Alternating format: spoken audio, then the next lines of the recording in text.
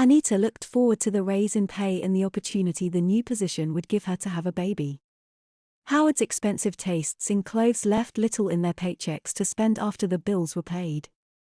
After he had gotten his job consulting, he had gone out and bought a Yukon Suburban with all the accessories without discussing his extravagant purchase with her. Anita had been furious with his fiscal recklessness but had never said a word of reproach in his presence. She knew that a man had to have his toys or he wouldn't be happy. Anita made do and cut household expenses to make up the difference. They weren't poor, but money was tight. She wore old bras underneath her dresses and took bag lunches to work.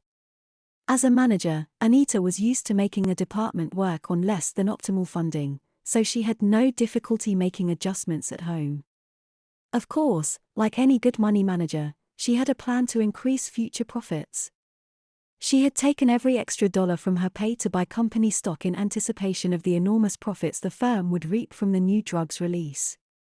If events moved the way she expected, she and her husband would be extremely wealthy within the next year. The president of the company had been very understanding about her need to become a mother and had promised her that she would be given tremendous latitude in her working hours after her promotion. It was the least the company could do, the president said, after Anita's contributions to the company. She had not informed Howard of her investments in her company.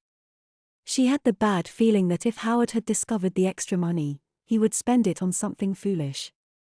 She knew that her efforts wouldn't be in vain. In 6 months at most they would recoup her investment tenfold. Anita went to work and put her nose to the grindstone every day happily, knowing that she had done her level best to provide for their future. If Howard had been able to regain his health, her life would have been perfect. As it was, Anita spent every spare minute trying to come up with a solution to Howard's medical problems. The first inkling Howard had that something was different was when his retreating hairline reversed course and began noticeably advancing toward his forehead. Initially he thought that he was imagining it, but after a week it became clear that his new hair was no illusion. The dingy yellow-gray strands of premature toxic aging were replaced with a luxuriant, full-bodied mat of rich brown hair. His body odor began to diminish and he felt like $1 million. Howard's digestion improved to the point where he was able to eat the porterhouse steaks, burgundy-soaked mushrooms and twice-baked potatoes with mounds of sour cream and chives that he loved so dearly without the awful flatulence that accompanied his usual fare of hamburger steak and French fried potatoes. Aside from a mild case of diarrhea and the worst case of dandruff he had ever had, he felt great.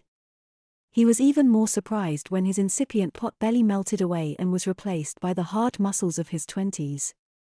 Howard looked around and discovered that the shadow over his grimy existence had dissolved in the light of the new day.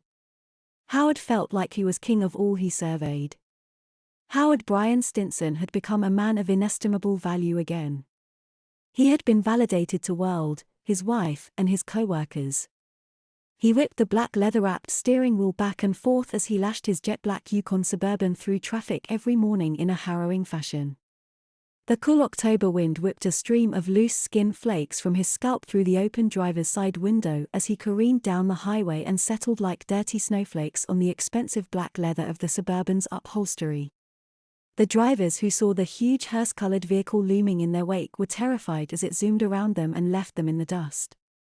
They invariably wiped their brows in relief after their close encounter with the Ebon van as if death itself had been tailgating them and then passed them by as if unworthy of its murderous intent.